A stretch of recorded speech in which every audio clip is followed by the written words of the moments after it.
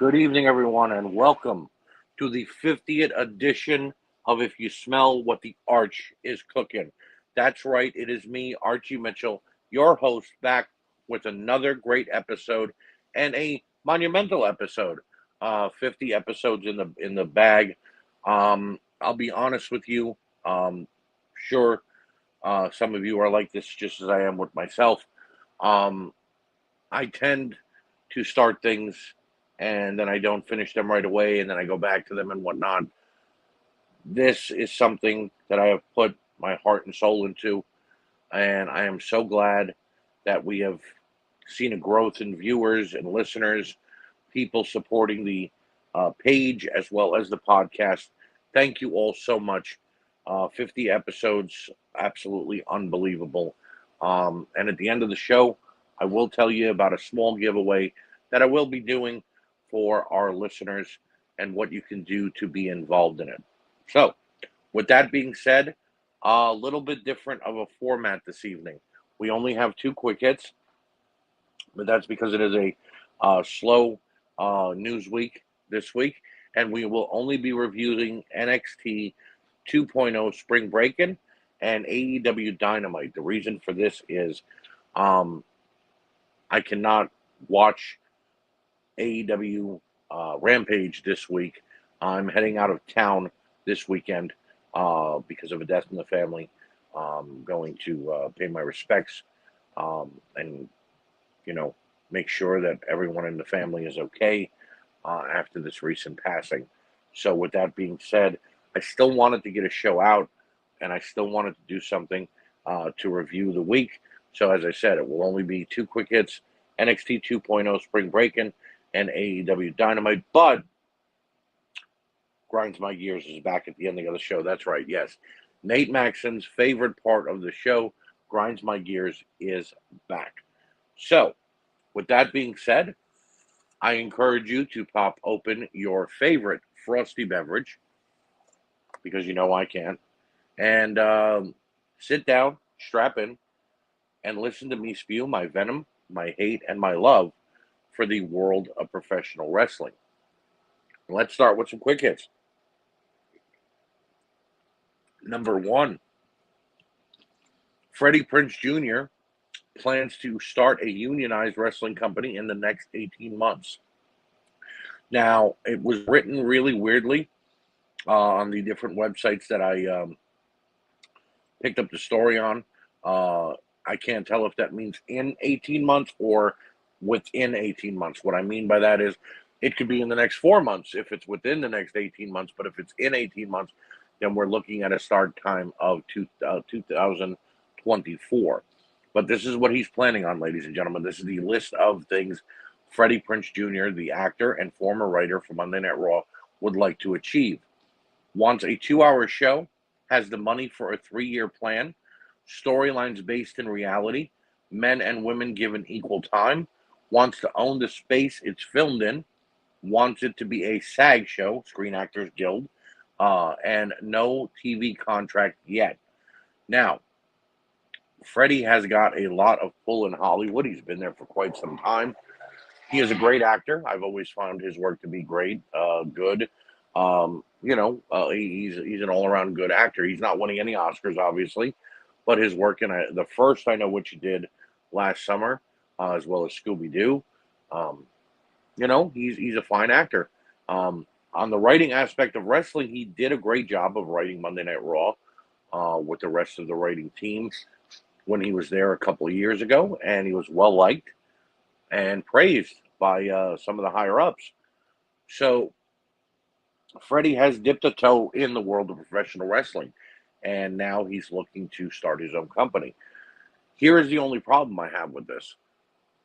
He wants it to be a unionized wrestling show. That means anyone who's under contract with AEW, WWE, or Impact would not be able to participate. For instance, if he had an open door policy and said anyone can come in the way AEW has had, well, they would have to be someone who is not under contract to one of those big companies and wanted to be in a wrestling union.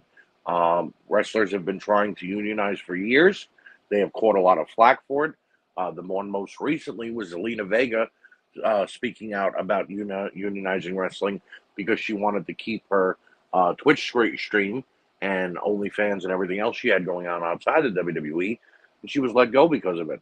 So I don't see any big names that are already signed going to this promotion if it starts. I do see other wrestlers, though, who are not signed or from other countries, from companies like NWA or MLW, to be able to go to this company.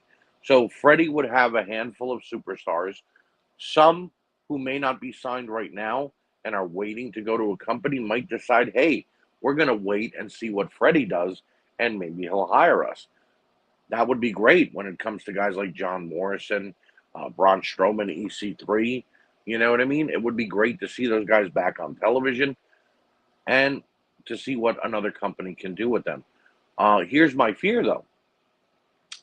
Just like we saw with Lucha Underground, they contacted and contracted a bunch of great stars.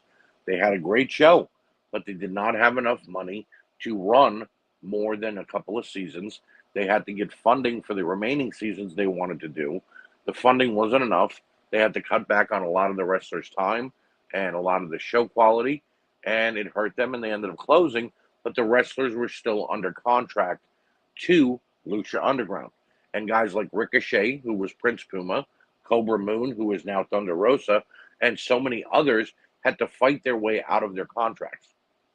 So I hope that Freddie, looking for this to be a unionized show and involve SAG and allow it to be a reality-based show, will be a little more lenient with his contracts and allow these wrestlers the right to leave if he can't produce any more than 3 years worth of storylines, which he said that he has the money.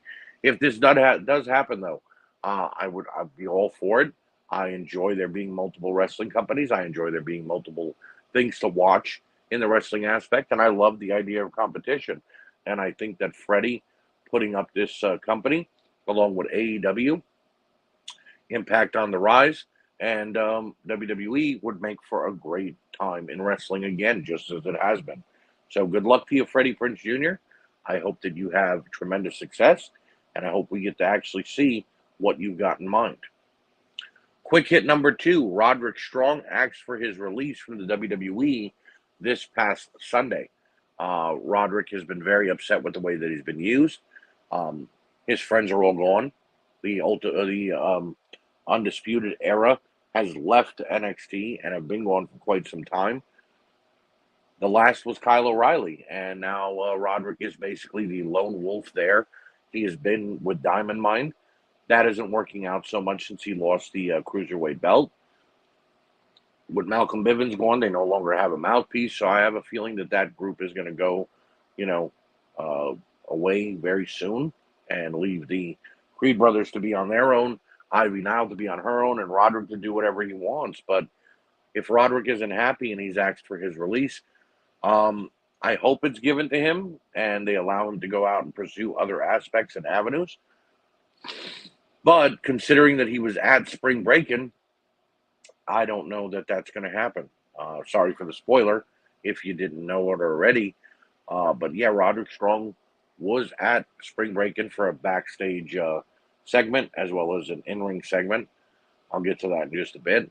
And it seems that the WWE are going to lock him down if they have to, the same way they did Mustafa Ali, Luke Harper, Rey Mysterio, and many others in the past who have asked for their releases, which really sucks. If a wrestler isn't happy, he doesn't want the payday you're giving him, whether it be the greatest payday ever or not, and he's just not happy with his current direction, let the guy go. What are you holding on to? What exactly do you hope will happen? That he'll one day wake up and go, you know what? It's not so bad being used as a punching bag or a comedy routine or being thrown from place to place. I'm happy they changed my name. I'm happy they changed my look. I have no one that I trust here anymore, but I'm going to stay on. No, not going to happen. But that is the WWE, and it's what they do. Stay tuned for what grinds my gears, because we'll get into that as well. But whatever happens with Roderick Strong, I absolutely wish him the best. I hope that he gets his release, And in all honesty, I know that he has ties to Ring of Honor, and he could very easily go back to go to AEW and do something with either the Undisputed Elite or anybody in that company. Um, but I would hope that maybe he goes to Impact or MLW or even to Japan for a little while before jumping headfirst in to the AEW pool. Mainly because that would just be oversaturation and it would look really, really muddy. But it's up to him if he even gets his release. If he doesn't get his release, I hope that they do something with him that he can be pleased with and actually enjoy about his time there. So, with that being said, that brings us to the end of Quick Hits. And we're going to move on to our next segment, which is our show review and NXT 2.0 Spring Breakup.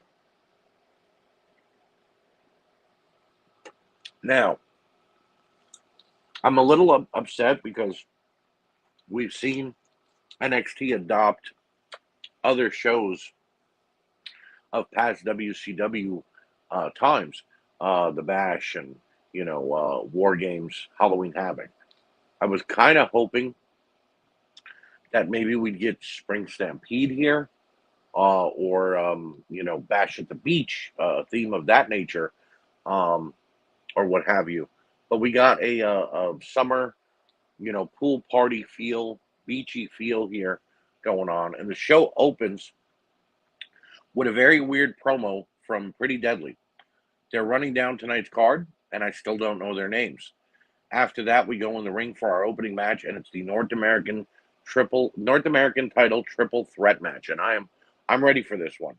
We have Carmelo Hayes, Solo Sikoa, and Cameron Grimes, and this was a show stealer, and it was just the first match.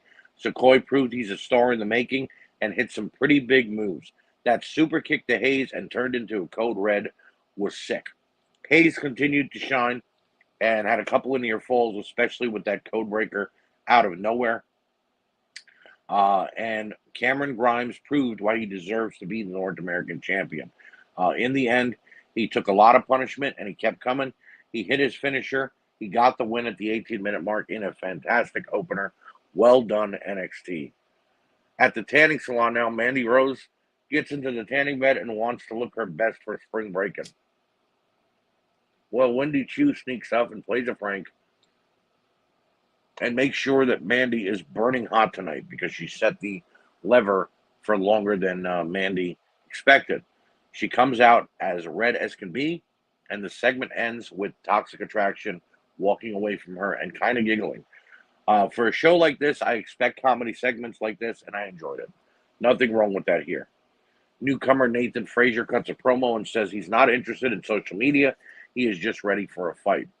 We then see the Diamond Mine minus Malcolm Bivens, and Roddy is trying to rally the troops, letting them know that he is in charge and what he says goes. The final segment here is Duke Hudson and Indy Hartwell teasing a get-together, but then they walk off. So I guess this was done to show us who's been fired in the last week. You never know. Back in the ring, we have Grayson Waller waiting for Nathan Frazier. Great matchup for Frazier in his debut. The youngster showed us what he showed NXT UK for over a year and delivered a lot of high-flying impact moves. Waller barely got in any offense, and I hope that means his push is done. Nathan hit a great-looking Phoenix splash and got the win at the 14-minute mark. Good outing for the youngster, and like I said, I hope we are done with the Grayson Waller experiment. We hear from the girl who hangs out with Briggs and Jensen. Her name is Fallon Henley. Who knew? And she's in the breakout women's tournament. We also go outside and see the arrival of Legado del Fantasma and Tony D and his crew to a restaurant. We see Braun Breaker get psyched backstage, and the champ looks ready for tonight. We are then shifted to the sit-down between Santos Escobar and Tony D. And this is straight out of The Sopranos, ladies and gentlemen. The segment comes to an end with a peace agreement between both, and I'm left with a facepalm because this makes no sense. Mackenzie is interviewing the Viking Raiders, and they get interrupted by Pretty Deadly. They say the Raiders are going to beat the damaged Creeds because they are the ones who took them out when they won the tag team titles, and the Raiders remind the two youngsters never to interrupt them again. We head to comments from Joe Gacy about his title match tonight. He says if he doesn't win the NXT title tonight, the company will never be the same.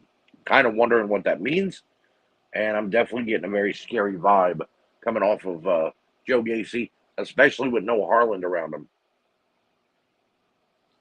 Now to the match that I've been waiting for since it was signed. We have Cora Jade and Nikita Lyons versus Natalya and Lash Legend. And the crowd goes mild, ladies and gentlemen. This wasn't as bad as I thought it was going to be, though. And that was because of Cora Jade and Natalya.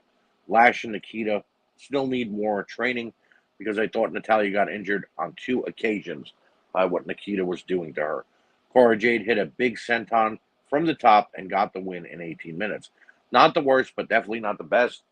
Given a little too much time, but Cora Jade is definitely shining, in my opinion. We hear from Tatum Paxley next about her being in the breakout tournament. It starts next week, and I don't have high hopes for it because everyone involved is still very green. I see a lot of botching, if you know what I mean. A lot of women who are just going to be bumping and taking shots for no reason, and possibly an injury. We then shift to Gigi and JC going to the beach for their tans, and I guess they learned from Mandy Rose's mistakes. I will say that they both looked amazing. And oh, look, it's Wendy Chu again, and she has newcomer Roxanne Perez with her. The pranksters commit Grand Theft Auto and leave Toxic Attraction angry after some fun in the sun. We then go back to the ring for the Viking Raiders taking on the Creed brothers.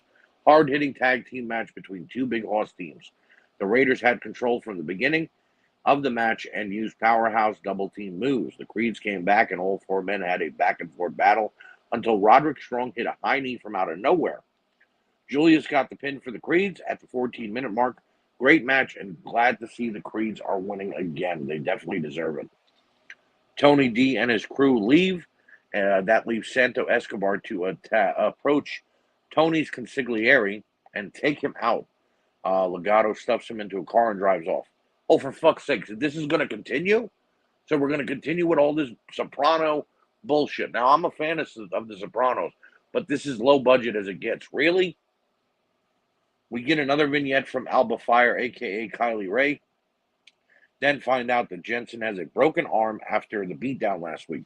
He'll be out 6 to 8 weeks, and he and Briggs are very happy about this. What the hell is going on? And it is now main event time, ladies and gentlemen. Joe Gacy will get his shot at the NXT title, and this started off quick and ended quicker. Gacy tried to use mind games and hit a devastating-looking powerbomb, but Braun kept going. The champion fought back and showed us that Steiner touch. A belly-to-belly and a clothesline led to Breaker's comeback. Gacy missed a springboard elbow. Breaker hit his finisher, and it was all over in 11 minutes. I wanted more out of the main event, but it was still good. They could have maybe shaved like 5 minutes out of Natalya and Cora Jade's tag match and maybe took away a couple of the backstage segments, and we might have gotten a decent 20-minute world title match, but still okay. Post-match, 2 cloaked figures in red mask attacked Braun Breaker and stretchered him out of the arena at the request of Joe Gacy. Yes, let these 2 continue their feud. I'm giving Spring Breakin' a 4.5 out of 5. It was a great show, and the wrestling action and backstage segments were actually very good and needed. But remember, this was a special show, so I'm not having high hopes next week. It could just be back to that same NXT vibe that we were getting last week and the week before. In any indication, though, good outing here, great title matches, and I can't wait to see what they have in store for us next with Joe Gacy and Braun Breaker. On to AEW Dynamite now. We kick off tonight's show with Adam Cole, baby, joining commentary and snubbing Tony Schiavone before our opening match. It's Jeff Hardy taking on Bobby Fish for the Owen Hart tournament spot. What a way to open up Dynamite, a classic battle of technical wrestling meets high-flying ability. Fish used his ground and pound. Did a great job of keeping Jeff down for as long as he could. But the charismatic Enigma kept coming back. Hardy hit his double leg drop, a twist of fate, and his swanton bomb to get the win in 11 minutes. Another great opening match this week For a show, well done. Post-match, the Young Bucks come to the ring and got into a stare down with the Hardy Boys. Could we see a rematch from 2017? Yes, please. We get a pre-recorded video of William Regal putting over the Blackpool Combat Club, and then head to the ring for their six-man tag match. It is Moxley, Yuta, and Danielson taking on Butcher, Blade, and Angelico. The heels jump Team Regal, and for the first time ever, the BCC are taking a beating. Blade choked Danielson and tagged in Angelico. Danielson finally came back, and a brawl started again between all six. Yuta, Moxley, and Danielson pounded down on their opponents until the American Dragon locked in the yes lock and got the win for his team in 10 minutes. Solid match here. I like the way that they're continuing to build this team, and if they do decide to ever invest in a trios title, I think this is the team to do it. We then shift to Tony Schiavone interviewing Team Taz. Jurassic Express interrupts and offer a deal. They'll give Starks and Hobbs a shot at the tag team titles if Jungle Boy can get a shot at the FTW title next week. Starks agrees, and I got a feeling that these two will steal the show next week. Tony Schiavone then interviews Keith Lee and Swerve Strickland. They say they don't appreciate Team Taz overlooking them and going for the tag team titles, and that the unfinished business will be settled sooner rather than later. Wardlow gets led to the ring, and the fans are chanting his name the whole way. I'm getting a Goldberg vibe here, and now here's MJF. Max puts down Maryland and brings out Wardlow's opponent, W. Morrissey, a.k.a. Big Cash. Now, it was no surprise with the clues that were given last week, but I'm glad to see Big Cass, William Morrissey, on another wrestling show. He's been doing great on Impact, and I have no doubt him and Wardlow are going to have a great match here. These two started off strong and teed off on one another. Morrissey got in some good shots, but Wardlow took him and rolled through the 7-footer. Wardlow hit his powerbomb and got the win in 5 minutes. I continue to enjoy the Wardlow storyline, but jobbing Morrissey out in 5 minutes is a little ridiculous here. Post-match, Wardlow destroyed all the security in the ring and the ones that MJF sends out. He then challenges Max to a match, which Max agrees to, but will have certain conditions. We'll have to wait until next week to find out what those are. I'm getting another one of those, the way he made CM Punk go through the Revival and Shawn Spears and everything like that. It's probably going to make Wardlow continue to go through some more opponents before he actually gets his match. Tony Schiavone is once again interviewing Tony Storm, Ruby Soho, Jamie Hayter, and Britt Baker. They'll open up Rampage this week with a tag match and called each other a bitch a few times. Did we really need this for a third week in a row, though? I mean, I get it. They're all in the Owen Hart tournament. They all hate each other. They all have a past. It's just not making any sense why this has been dragged out like this. Adam Page joins Tony in the ring. Page says he doesn't intend to say he likes or respects CM Punk. He's not going to go into Double or Nothing and have a Bret Hart tribute match. He intends to destroy and embarrass Punk and give him the fight of his life. I cannot wait for this match and all that it has to bring, ladies and gentlemen. You are going to get an absolute fight.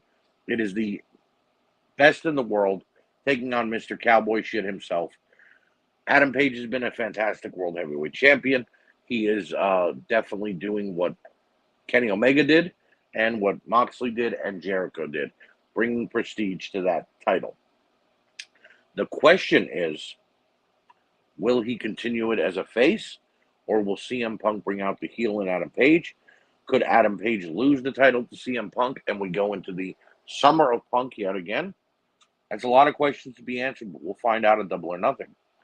We then hear from Jay Lethal, Sanjay Dutt, and the not-so-great Khali. Lethal challenges newcomer Takasha for a match on Rampage, and judging by the highlight videos of Takasha that I've seen, this could be very, very good. Santana then takes on Jericho. The young Santana starts the match off by attacking Jericho in the aisle. He had Jericho reeling in the ring and showed off as expected. Jericho finally countered and beat Santana down for just a little bit, but Santana fought back and got in a couple of near falls. A distraction from the Jericho Appreciation Society, dumbest name ever, allows Chris to hit a low blow, followed by the Judas effect, and Jericho got the win in 12 minutes. Really good match, and I enjoyed how Santana was highlighted here. I kind of wish Chris would have put him over, but I think that'll happen somewhere down the line. Backstage, the Gun Club approached the Acclaimed with gifts. Apparently, the Guns and the Acclaimed are now scissoring. What the fuck does that actually mean? Back inside the arena, Brian Pillman Jr. and the Varsity Blondes cut a promo about the House of Black. Pillman quotes John Harbaugh, his late father's friend, and challenges the House of Black to a fight. They arrive and take the Blondes apart. Black tries to turn Julia Hart against her team and almost does, but she fights it off and Black leaves her crying in the corner until that triangle runs them off. Really good segment here. Glad to see them doing something with everyone that is involved in this feud. Was kind of thinking Julia Hart was going to turn here. Mark Sterling runs down the accomplishments of Jade Cargill and the baddies. Seemed a little pointless and was only done to hype up Red Velvet. Ray Phoenix then took on Dante Martin, and they called this a dream match. And while I don't agree completely, it was definitely an incredible, high-flying matchup. Phoenix and Martin did everything they could to get the fans on their feet. Martin almost hit his finisher, but Phoenix countered, hit his finisher, and got the win in 10 minutes. I wanted more, but definitely a great, great matchup. Darby Allin tells us he's drawn Jeff Hardy in the first round of the Owen Hart tournament. Says no matter what, it will be a great match, and Sting agrees. I didn't know I wanted this match, but let's go. Thunder Rosa is out on the stage and talks to the fans about how hard she's fought to be AEW Women's Champion. Rosa says she's happy to continue to elevate the women's division and calls out her number one contender, Serena Deeb. They exchange respect and trade words, but ultimately comes down to Deeb challenging Thunder. They'll meet at Double or Nothing. One, I'm happy Deeb and Sheeta are done feuding, and two, I think these two will tear down the damn house. We hear from John Silver about his matchup with CM Punk next week. I got a feeling Hangman Page is going to get involved in that one. And then we go to our main event. And it is Deonna Purrazzo and Mercedes Martinez to unify the Ring of Honor women's title. Deonna was the champion. She could not make it to the ROH event that was held a couple of weeks ago. So Mercedes Martinez became the interim champion by defeating Nightingale. This was another classic battle as we had the Brawler taking on the submission expert. Mercedes fought hard, but Deonna kept coming back and tried even harder. They fought in and out of the ring, both keeping pace with each other, but Martinez finally got Purrazzo to make a mistake. She locked in a submission move out of nowhere, and Martinez got the win in 10 minutes. Your winner and new ROH Undisputed Women's Champion, Mercedes Martinez. Congratulations, Mercedes. Glad to see you finally getting the recognition you deserve. Great way to end the show, and a good match as well. I'm giving AEW a 4 out of 5 this week. The matches were stellar, but a few too many backstage segments. So good wrestling all along throughout both shows. A lot of good segments, a lot of unnecessary ones as well. A couple of things I don't agree with, but it was good to see a nice change of pace from last week where all three shows were lacking and leaving me wanting more and definitely calling for a change all the way around. So, with that being said, we come to our final segment, and that is what grinds my gears. Ladies and gentlemen, the WWE and the way that they handle the called up NXT talent is absolutely ridiculous. People have been complaining about this for the last couple of years. But when you look at the talent that has come up to the main roster and fallen flat on their face because of the way the WWE books them, it is absolutely ludicrous. You look at stars in the past, such as Balor, Zayn, and Neville. Finn Balor had all the makings of a World Heavyweight Champion and was even given the Universal title. But one injury led Vince to think that he was injury prone and has not put him back in a title picture where Finn has been able to become World Heavyweight Champion again. Yes, he's been United States and Intercontinental Champion, but Finn Balor is now floundering, and he is basically being put with AJ Styles just to get the rub for the whole Bullet Club thing because of the Forbidden Door pay-per-view that AEW is going to be doing and getting the entire Bullet Club together. You look at Sami Zayn, a couple of runs with the Intercontinental title, but nothing great. Yes, he is prominently featured on SmackDown, but that's only because he's such a great talker. When it comes to wrestling, he keeps getting squashed, and it's utterly ridiculous. Look at a guy like Neville, aka Pac. He was the NXT champion. He had great matches with Tyler Breeze, another guy who was squandered. Um, Great matches with Tyler Breeze, Samoa Joe, Kevin Owens, Bo Dallas, Sami Zayn. And then he comes to the main roster. They give him the cruiserweight title, and they don't allow him to grow anywhere anymore after that.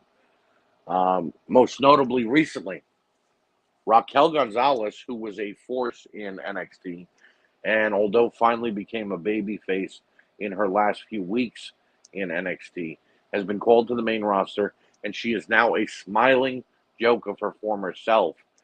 This woman was a monster who was manhandling 2 and 3 women at a time, and now they're making her into this fan-friendly, I love you person, and it's really ridiculous. It's kind of BS when you think of all that she did to become NXT World Heavyweight Champion for the women's division and NXT Women's Tag Team Champions as well. And finally, Tommaso Ciampa. Last week I talked about him attacking Mustafa Ali and getting into a storyline with him, dropping his name and now just becoming Ciampa. And then this week he's nowhere to be found. And neither is Ali, neither is Miz, but there's Austin Theory, Vince's favorite. Mm-hmm. I don't understand calling people to the main roster, allowing them to make their debut, and then making them go away. Tony Storm had the same problem. So has Shotzi Blackheart. Many other women and men who have come from NXT have either been given little to no push, fired instantly, and has pissed off the fans in this happening. You get us all riled up, you make us enjoy them on NXT, and then you do diddly squat with them when they get to the main roster. Now, I am not saying, I want you all to understand, I will defend this till my dying day. I am not saying that they all deserve to be the World Heavyweight Champion or the Women's Champion immediately. I am not saying that they deserve title match after title match after title match immediately. What I am saying is these people deserve to be put into prominent roles. Tommaso Ciampa was the heart of NXT. Why he is not on Raw or SmackDown every week and having great matches with the likes of Dolph Ziggler, with the likes of Mustafa Ali, Miz, Austin Theory, Bobby Roode. Hell, he could have a great match with Roman Reigns. It doesn't have to be for the title. You understand? People like Otis, thank God, and Chad Gable are actually have some purpose again because they were put into a tag team. It's just ridiculous to me that Vince brings these people up. And I understand a lot of these people were from the Triple H era, and he didn't like it very much, and thus fired everybody that he could that was a part of that. But if someone made you money one place, then when you promote them, they're going to make you money in the other place as well. If they were getting ratings, and look, I'm not saying that NXT is doing 2.5s and 3.5s and 4.0s. No. But if you have a core fan base that watches NXT and you move one of their favorites to the main roster, well, they're going to tune in every week to see them on Raw or SmackDown. If you've got a favorite that was on Raw or SmackDown and you send them down to NXT, well, they're going to watch NXT because of that. See, there's where we look at what's been going on lately. Vince thought that Dolph Ziggler was this great wrestler again, someone people wanted to see, so he sent him down to NXT and he made him the champion for a few weeks. Truth of the matter is, nobody cared to see Dolph Ziggler. Nobody cares to see Natalya. Yes, we cared to see AJ Styles. Yes, we cared that the Viking ratings just made a return, but we don't care about the rest of the people Vince thinks that we do. So when you send people to NXT that we don't want to see, we're not going to watch those segments. We're going to boo, we're going to complain, and we're going to bitch, because that's what we all do.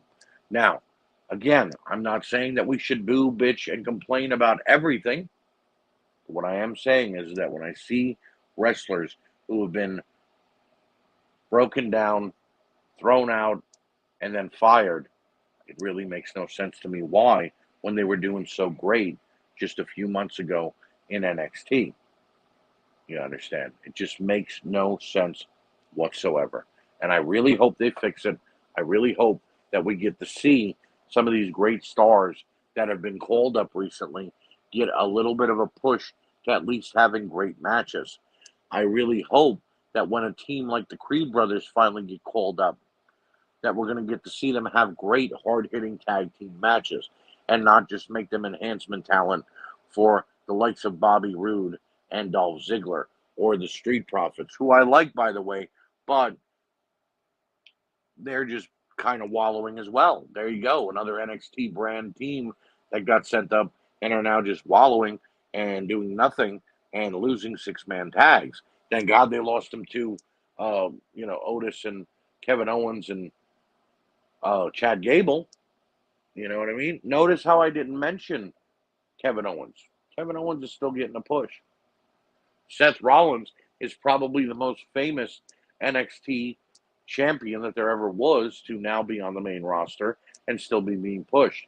Roman Reigns is second in that regard because Roman was never the NXT champion, but he is definitely one of the most famous NXT alumni that went from that brand to the main brand and is now kicking ass. So if you did that with those guys, why can't we do it with anybody else? Why can't we see what these guys could do? Give them a 10-minute match a week. Doesn't got to be 40 minutes. Just makes no sense to me, though. Well, that is going to do it here, ladies and gentlemen. I want to thank you for joining me on the 50th episode on If You Smell What the Arch is Cooking. Here is the giveaway. All you got to do is add new members to the If You Smell What the Arch is Cooking page and tag them on a post. Tag these people and let me know that they have joined. You'll be entered into a randomizer. Top 5 names will get a free If You Smell What the Arch is Cooking sticker, courtesy of myself. And one name will win a free custom figure of their choosing. That's right. The top name on Click 10 of said randomizer will win a free custom figure of their choosing. And the other 4 will receive a free sticker of If You Smell What the Arch is Cooking. So, I want to thank you guys once again for joining me. Have a great night. Continue to support everybody here at the We Can't Wrestle family. And until next time, I'll see you on If You Smell What the Arch is Cooking.